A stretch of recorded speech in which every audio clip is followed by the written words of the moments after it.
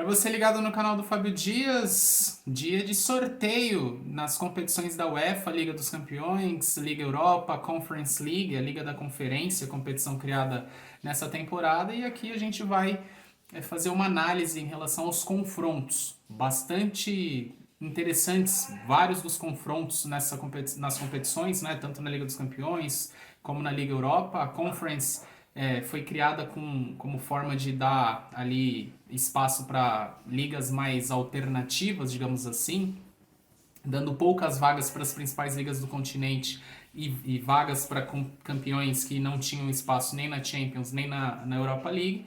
E a gente vai destrinchar alguns dos confrontos aqui e tentar trazer uma análise bem completa para você que acompanha o canal do Fábio Dias.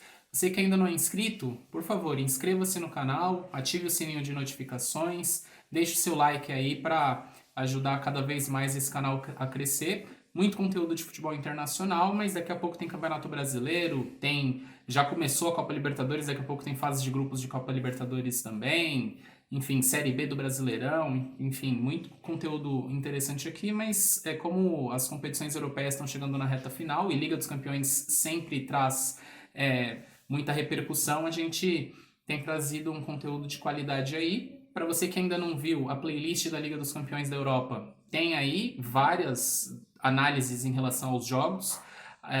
Tem transmissões também, fizemos algumas transmissões no canal, jogo de Liga dos Campeões, jogo de Liga Europa, e a gente vai fazer também algumas transmissões desses próximos jogos, né, tanto da Champions quanto da Europa League.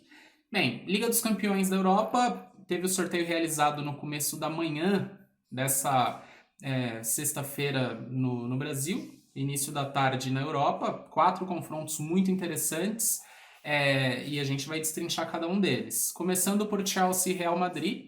O Chelsea, que é o atual campeão da Liga dos Campeões, pegou o Real Madrid na temporada passada, a gente lembra, Chelsea e Madrid foram semifinalistas na temporada 2020-2021. O Chelsea foi superior nos 2 jogos, na ida empate por 1-1, na volta vitória por 2-0 em Stamford Bridge, jogo em que o Kanté foi um dos grandes destaques. Mas no geral o Chelsea controlou muito bem não só aquela eliminatória, como todas as eliminatórias, né? Desde as oitavas de final contra o Atleti, passando por Porto, teve mais dificuldade. Foi o único time, inclusive, que derrotou o Chelsea na fase de mata-mata da Liga dos Campeões na temporada passada.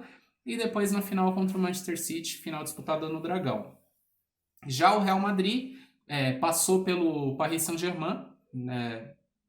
Perdeu na ida na França, venceu na volta no Santiago Bernabéu por 3-1. Benzema acabou sendo o principal destaque daquela partida e os dois times se enfrentam. O Chelsea passou pelo Lille. Chelsea bateu o Lille por 2-1 lá no Pierre Mauroy. Tem análise desse confronto especificamente.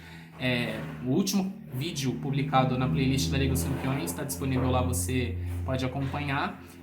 Mas o Chelsea está envolvido em outras questões que, inclusive, são extra-campo, que estão afetando o clube estruturalmente, né?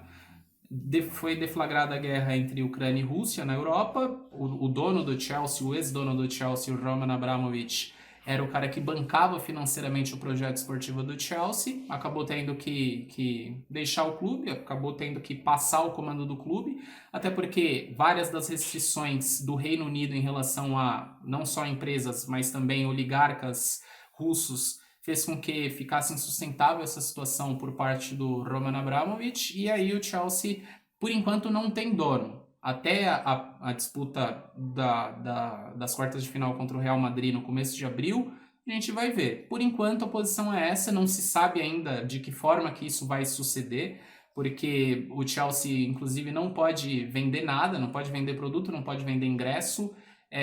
Enfim, está uma situação meio complicada. Dizia-se, inclusive enfatizei isso na análise de Chelsea e Lille, que havia inclusive um temor se o Chelsea conseguiria ou não terminar a temporada europeia. Por enquanto isso está controlado, mas não se sabe até quando estará controlado. Fato é que o Chelsea chega extra-campo e a questão administrativa do Chelsea meio turbulenta. Até hoje, nessa sexta-feira, né, dia 18, dia que eu estou gravando esse vídeo, o Chelsea ainda não foi vendido, mas a expectativa é de que as propostas para a venda do Chelsea ou para a compra do Chelsea sejam enviadas até hoje, e aí nos próximos dias podemos ter desdobramentos em relação a isso. Mas o Chelsea vai pegar o Real Madrid, que, se for comparar desempenho do Chelsea contra o Lille e do Real Madrid contra o PSG, o Chelsea teve mais tranquilidade, embora o jogo na França não tenha sido dos mais fáceis, do que o Real Madrid. O Real Madrid chegou a ficar 2-0 contra, faltando meia hora para acabar o jogo, né? Faltando meia hora para acabar a eliminatória. Então o Real Madrid precisou ali de uma remontada, e o que o Real Madrid costuma fazer de remontada na Liga dos Campeões é uma coisa incrível. Nessa oportunidade com o Benzema, o Real Madrid despachou o PSG. Para não ficar em cima do muro, questão de palpite, até pela questão administrativa enfim, política ali, tá interferindo na questão do Chelsea, acho que o Real Madrid sai com uma ponta de favoritismo. Mínimo é verdade, até porque o Chelsea, defensivamente falando, é um time muito forte. Se tiver os retornos, especialmente do Reece James pelo lado direito, vai ter um ganho ofensivo e defensivo muito forte, até porque desde a temporada passada o time do Thomas Tuchel funciona muito pelos lados. Teve muita dificuldade na França porque tanto o Azpilicueta como o Marcos Alonso tiveram alguma dificuldade para conter a pressão que o Lille exerceu no campo ofensivo. E o Real Madrid está com uma mão na taça do Campeonato Espanhol e chegaria para esse confronto contra o Chelsea, para os dois jogos, com a cabeça mais fresca, né? E até por ter jogadores do quilate de Benzema, Vinícius Júnior numa temporada espetacular, Modric, pelo que jogou contra o Paris Saint-Germain na eliminatória em Madrid, enfim, o Kroos, que jogou contra o PSG meio baleado, já vai ter provavelmente a condição física melhor resolvida. Então, acho que o Real Madrid, nesse confronto, sai como favorito. Favoritismo não quer dizer que vai passar, mas desponta como favorito aí nesse confronto. O segundo confronto sorteado, para mim, o melhor deles, o que causa mais expectativa, o que vai ter a maioria dos olhares direcionados e que, inclusive, interfere nesse Chelsea-Real Madrid, é Manchester City e Atlético de Madrid. Interfere porque, como os dois times espanhóis foram sorteados como segundo time para o confronto, ou seja, eles teriam a possibilidade de disputar em casa. Só que, segundo a UEFA, o regulamento da Liga dos Campeões diz que dois times da mesma cidade não podem sediar jogos em dias consecutivos na Liga dos Campeões. Questões de segurança, enfim. E o regulamento diz que o campeão espanhol, ou o time melhor colocado na competição nacional da temporada anterior, teria a preferência de disputar em casa. Então o Atlético de Madrid, por ter sido campeão europeu na temporada passada, teria o direito de disputar a sua eliminatória no Wanda Metropolitano, enquanto que o Real Madrid, apesar de ter sido sorteado para jogar no Santiago Bernabéu, teria que decidir em Londres, apesar do sorteio. Enfim, essa questão ainda, pelo menos nesse momento, enquanto eu estou gravando o vídeo, não foi solucionada. Fato é que, se eu fosse o Real Madrid, por exemplo, e tivesse que disputar a segunda eliminatória contra o Chelsea fora de casa em Londres, assim como aconteceu na temporada passada, realmente eu ficaria bastante contrariado. Mas enfim, a ver como essa coisa vai se suceder. Manchester City e Atlético de Madrid, enquanto confronto, traz duas escolas bastante diferentes de olhar o futebol. Pep Guardiola, o cara, um dos técnicos mais bem vistos do futebol mundial, pela forma como ele é obsessivo pela vitória, por fazer gols. Não que o Simeone não seja obsessivo pela vitória, muito pelo contrário, mas o Pep Guardiola é o cara que costuma dominar os seus adversários e os seus confrontos, está prestes a ganhar a sua quarta Premier League em 5 temporadas, embora nos últimos tempos o Liverpool tenha se aproximado até pelos confrontos que tinha menos, os confrontos que tinha por fazer na competição. E o Manchester City passou tranquilamente pelo Sporting, né? O Sporting de Portugal. Vitória 5-0 na ida no José Alvalade. Na volta nem precisou vencer, foi um empate sem gol, sem graça inclusive, mas o City tem chegado nas últimas temporadas como favorito a chegar longe. Na temporada passada bateu na trave, enfrentou o Chelsea, perdeu no Dragão, mas a temporada do City foi muito boa. E chega novamente como franco favorito aí no confronto. diante de um Atlético de Madrid que muitas vezes é visto como antagonista, o time que vai tentar defender, se defender ao máximo, vai tentar fazer o antijogo, vai tentar de uma forma mais ríspida, mais dura, mais calcada na defesa, tentar aí superar os seus adversários. Mas o fato é que o Atlético de Madrid superou o Manchester United jogando muita bola, não só em Madrid, quando nem merecia ter empatado o jogo, e também, principalmente no Old Trafford, no jogo do Teatro dos Sonhos, em que o Atlético de Madrid foi superior o jogo inteiro, né? Não sofreu tanto defensivamente como se esperava, não deixou Cristiano Ronaldo jogar, por exemplo, cara que era algoz do Atlético de Madrid, inclusive nas últimas temporadas, na última década, especialmente na Liga dos Campeões.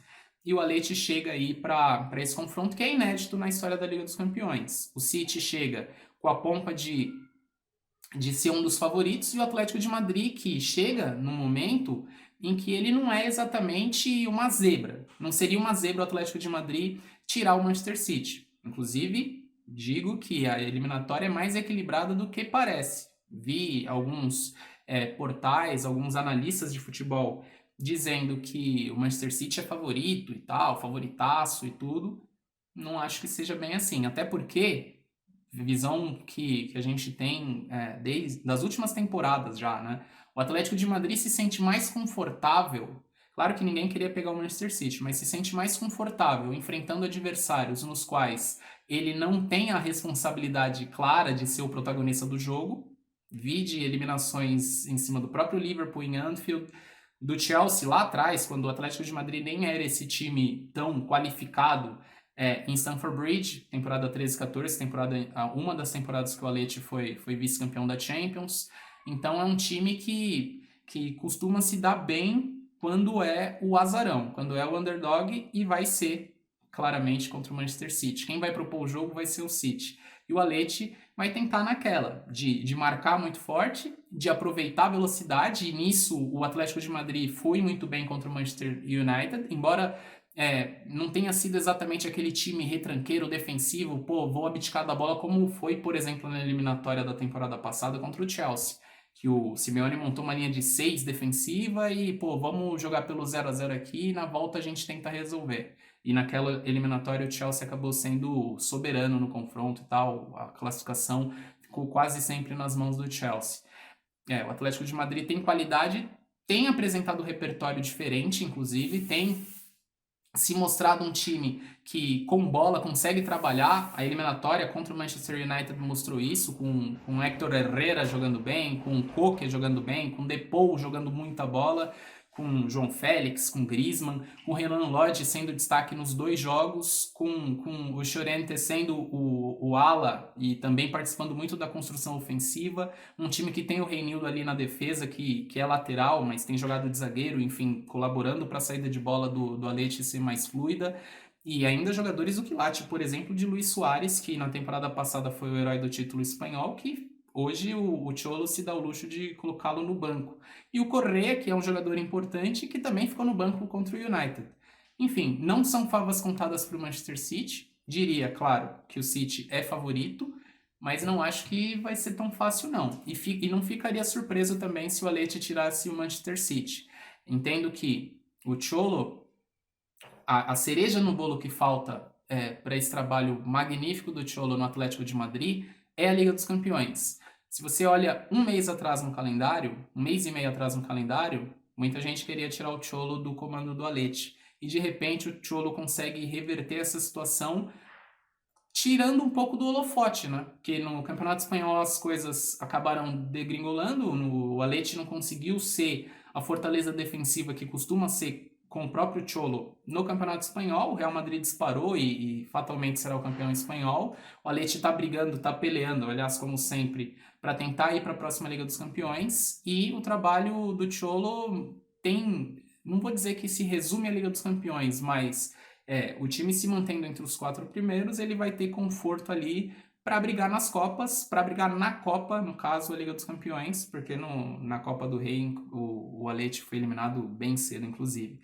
City, favorito, mas é um confronto para ficar bem de olho aí nessa Liga dos Campeões. O terceiro confronto, Villarreal e Bayern de Munique. O Villarreal no sorteio era visto como um dos queridinhos, vai pegar o Bayern de Munique, que nas últimas 10 temporadas passou para a semifinal em 9. Então, é um time que ninguém queria pegar, evidentemente, mas tem jogo. O Villarreal eliminou a Juventus em Turim, foi no todo, nos 180 minutos do confronto contra a Juventus, para mim, superior à equipe da Vecchia Signora, e tem repertório defensivo. Claro, você não vai jogar de peito aberto contra o Bayern para machucar o Bayern, né? O Villarreal, que tem como técnico o Unai Emery, que é um técnico conhecido por ser um cara copeiro, um cara que costuma montar estratégias, e nem sempre tão defensivas como foi contra a Juventus, para anular o adversário, conseguiu anular o adversário e no final do jogo conseguiu ter repertório ofensivo também, com o Gerard Moreno, que entrou e saindo do banco já bateu o pênalti para abrir o marcador, e tem caras como o Chukwueze, tem caras como o Danjuma, que podem machucar muito um Bayern de Munique, que nos últimos jogos, nas últimas rodadas da Bundesliga, afora a questão dos resultados, o Bayern tem tropeçado em alguns jogos que talvez em outros momentos não tropeçasse, mas porque tem sido um time ultra ofensivo. Em dados momentos, jogando com 3 zagueiros, mas dos 3 apenas o central, o Zule, é zagueiro de fato, jogando, por exemplo, com o Pavard e com o Lucas Hernandes ali na defesa, formando um trio de defesa. Os alas, na verdade, foram pontas em outro momento, foram na temporada, inclusive, que o Bayern de Munique foi campeão contra o Paris Saint-Germain, com o Hansi Flick, né, com Hans-Dieter Flick, com Coman e Gnabry, eles eram pontas naquela oportunidade, agora são alas que abrem o campo, dão velocidade, mas ao mesmo tempo não dão tanta segurança defensiva na recomposição do time.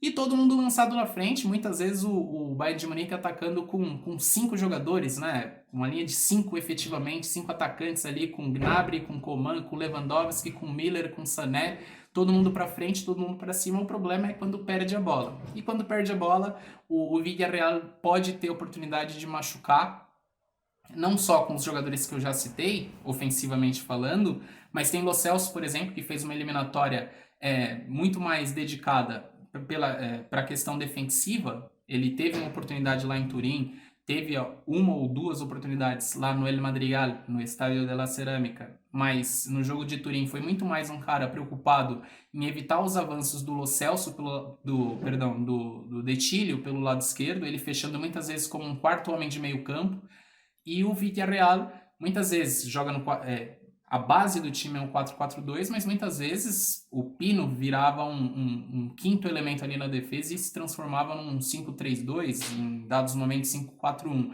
Villarreal tem de onde tirar, claro, o Bayern é favorito absoluto, mas o Villarreal tem de onde tirar e pode fazer uma eliminatória bem interessante, principalmente se fizer o resultado no El Madrigal.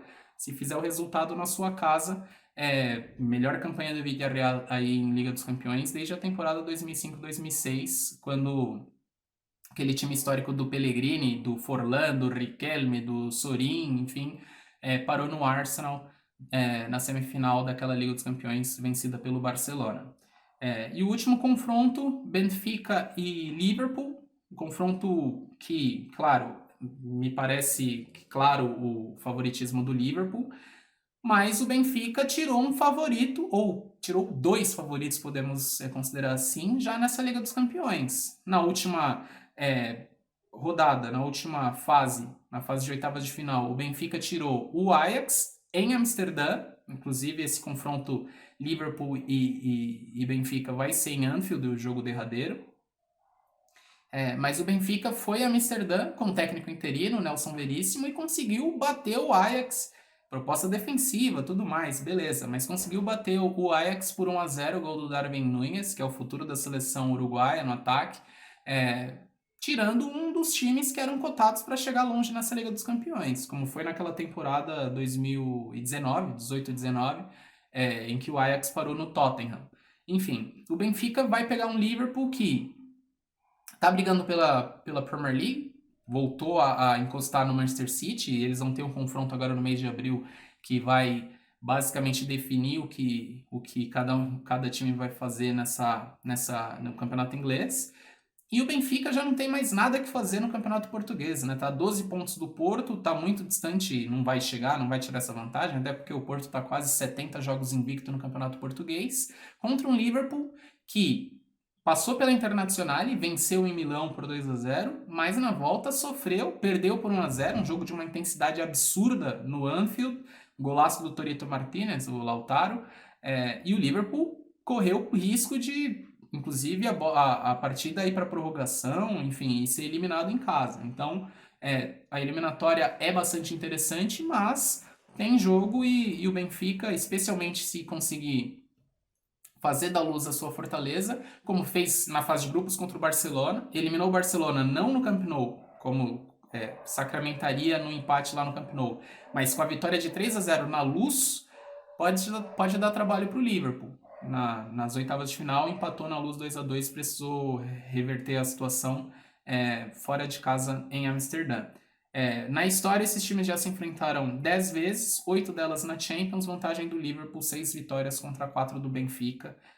Aqui acho que o Liverpool é bem favorito, mas é futebol. Então, os confrontos: Chelsea e Real Madrid, Manchester City e Atleti. Quem vencer esses dois confrontos se enfrenta na semifinal, com a decisão sendo ou em Londres, se o Chelsea passar, ou em Madrid, se o Real Madrid passar. Então, segundo jogo da semifinal em Londres ou Madrid.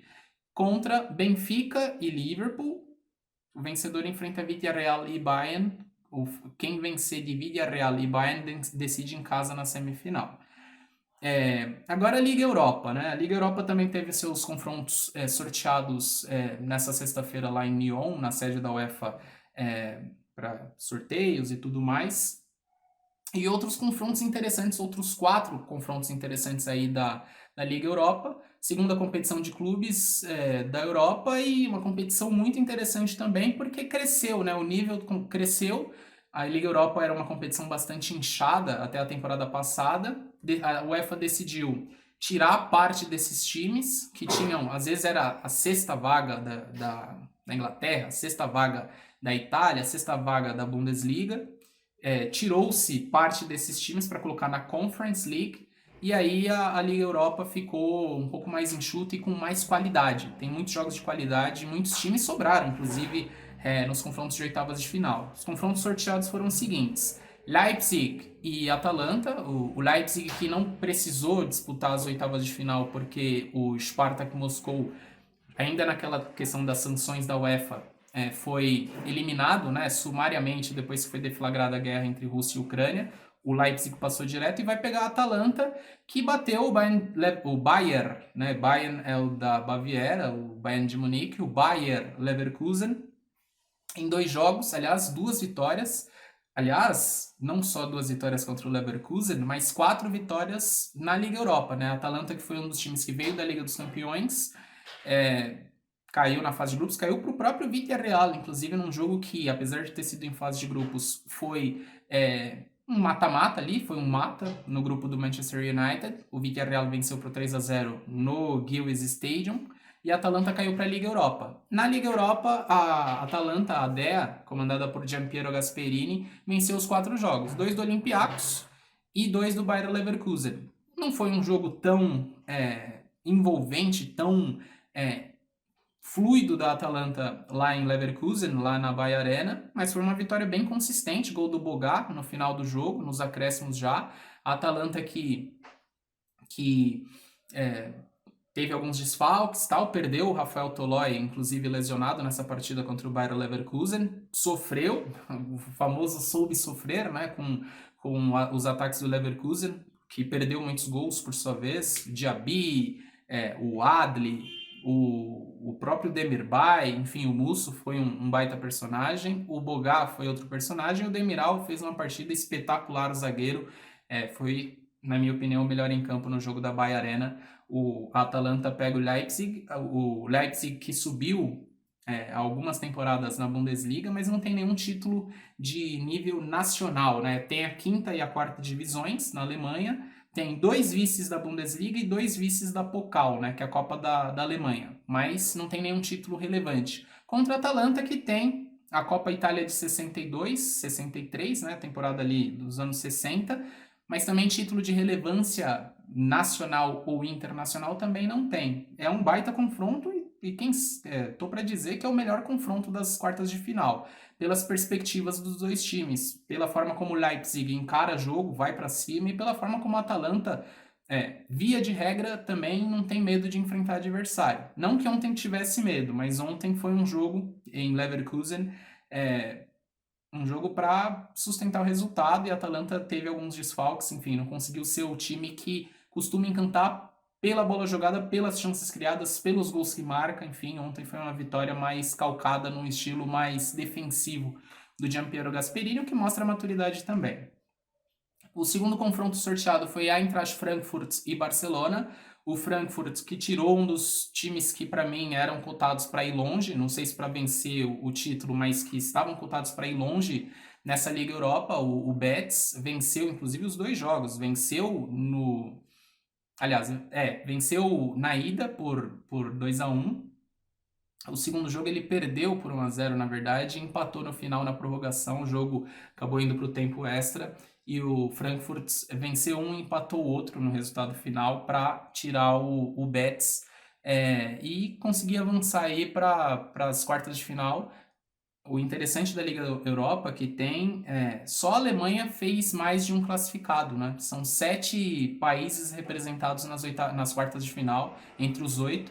Só a Alemanha repetiu, né? Teve mais de um, teve o Leipzig e o Eintracht Frankfurt contra o Barcelona, que representa a Espanha. O Barcelona teve muita dificuldade para passar pelo Galatasaray. Na ida 0-0 o Camp Nou, na volta 2-1, uma vitória duríssima lá no NEF Stadium, com o Pedri jogando muita bola, e o Barcelona que faz um excelente trabalho com Xavi. Claro, o Barcelona até outro dia brigava para ser campeão espanhol toda a temporada, mas essa temporada é uma temporada de reconstrução depois da saída de Lionel Messi. E o trabalho, no meu conceito, é muito bom do Xavi. E aí o time do Barcelona conseguiu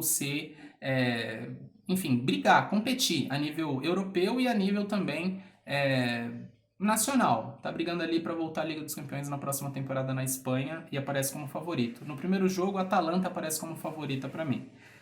West Ham e Lyon, o outro jogo. O West Ham que tirou outro favorito, Sevilla. A final, inclusive, vai ser no Ramon Sánchez Pizjuán, contra o Lyon, que por sua vez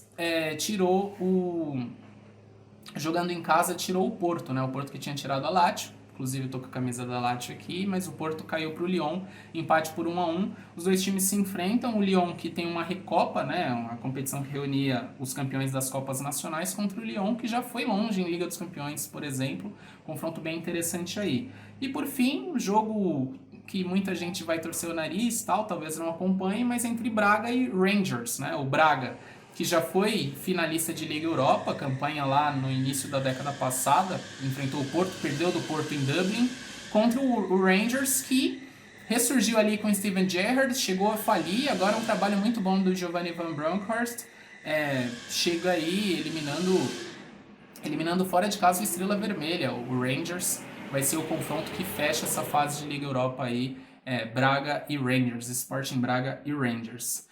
E para fechar esse giro de competições internacionais, a Conference League, que é a terceira competição de clubes mais importante da Europa. A questão da quantidade de jogos que tem na quinta-feira impossibilita que seja razoável de quinta para sexta alguém acompanhar todos os jogos. Mas é uma competição bastante interessante também. A Conference, que tem aí os seus... Tem bons times de ótimo nível aí para essa reta final. O primeiro confronto já teve nessa competição, na atual temporada, na primeira temporada de disputa da Conference. Bodo, da Noruega, o Bodo Glimt da Noruega, contra a Roma. Inclusive, no primeiro jogo entre eles, lá na Noruega, 6-1 para o Bodo, que tirou o AZ Alkmaar agora nessa fase de oitavas de final, e é a grande surpresa aí dessa competição. Vai pegar a Roma, que sofreu para empatar com o Vitesse, tinha sofrido na ida, o jogo da ida eu acompanhei. Roma sofreu muito e ganhou num gol originado em bola parada do Sérgio Conceição, que foi ausência ontem, porque foi expulso na ida lá na Holanda. A Roma que empatou contra o Vitesse e vai enfrentar o Bodo aí, que foi um carrasco. Enfim, eu não ficaria muito surpreso se desse zebra de novo, né? Aliás, eu acabei não dando palpites para os outros jogos, né? Eu falei que a Atalanta e o Barcelona eram favoritos e para mim vão passar. West Ham e Lyon, um jogo muito parelho, mas acho que no final o Lyon passa, embora seja dura, a decisão é na França. E Rangers e Braga, para mim o Rangers passa. Trabalho muito bom do Giovanni Van Bronckhorst, o Rangers que tirou o Estrela Vermelha lá na Sérvia e tirou o Borussia Dortmund também, com o Morello jogando muito e tal. A decisão entre Braga e Rangers é no Ibrox, lá na Escócia. Conference League, Bodo Glimt e Roma, claro que a Roma é favorita, mas tem que ficar com o pé atrás. Tomou 6-1 na ida, na fase de grupos, para o Bodo Glimt, mas a favorita deve passar. Eu não ficaria muito triste, até por ser Lazio, se a Roma caísse, time do Mourinho. Feyenoord e Slavia Praga. O Slavia Praga fazendo boas campanhas nas últimas temporadas em Liga Europa. Pega o Feyenoord. A decisão é em Praga, na República Tcheca. Vejo o Slavia com boas condições de passar aí e colocar a República, fincar a bandeira tcheca nas semifinais da Liga da Conferência, da Conference League. Olympique de Marseille e PAOK, decisão na Grécia. É jogo duríssimo pro Marseille. Ótimo trabalho, inclusive, do Sampaoli e tal. Marseille que não conseguiu manter uma estabilidade no campeonato francês, mas está ali no G4 e tal, contra o PAOK. É jogo duro, se o Marseille não fizer resultado na França vai ser complicado, acho que o Marseille sai com uma ponta de favoritismo. E por fim o grande jogo, Leicester e PSV Eindhoven. O Leicester que nas últimas temporadas vinha batendo na trave para ir para a Liga dos Campeões, bateu na trave para ir na Liga dos Campeões nas últimas temporadas, contra um PSV que não teve um nível para a Liga Europa, mas chega nessa Conference com bom status ali. Mario Götze é um dos destaques do PSV, o autor do gol do título da Alemanha na Copa de 2014, contra o Leicester, que é, para mim, o grande favorito dessa Conference. É um dos jogos para ficar de olho aí, acho que o Leicester passa. Então, Bodo Glimt e Roma, Feyenoord e Slavia Praga, Olympique de Marseille e PAOK, Leicester e PSV Eindhoven, PSG caiu para o Real Madrid nas competições europeias. Essa foi a passada. Queria eu que fosse rápida, mas não tem como. Muitos confrontos interessantes, muita coisa boa para falar. Queria ter visto todos os jogos das oitavas de final de todas essas competições, mas é insano, é meio improvável de acontecer. Mas nas quartas de final a gente vai trazer muitos vídeos interessantes aqui sobre esses jogos aí. Esses 4 de cada, são 12 no total, talvez dê para acompanhar. Esse foi o vídeo de hoje, espero que você tenha gostado. Se você ainda não é inscrito, inscreva-se no canal. Se você ainda não conhece o meu trabalho, tem aí várias playlists, vários vídeos de transmissões, de análises e tudo mais. Eu aguardo a sua audiência aí. Qualquer dúvida que você tiver, pode colocar aí nos comentários. Qualquer palpite que você tiver também, se quiser colocar nos comentários. Aceito também sugestões de transmissão, enfim, desses jogos, qual jogo que você queria acompanhar aí, ou quer acompanhar aí no canal do Fábio Dias, canal Mais Que 90. Enfim, no mês de abril, teremos aí, primeira e segunda semanas de abril, teremos aí os classificados para as semifinais das 3 competições, da Champions League, da Liga Europa e da Conference League. Eu sou o Fábio Dias e esse é o canal do Fábio Dias com as competições europeias, a Champions, a Liga Europa e a Conference League. Um abraço para você e até a próxima.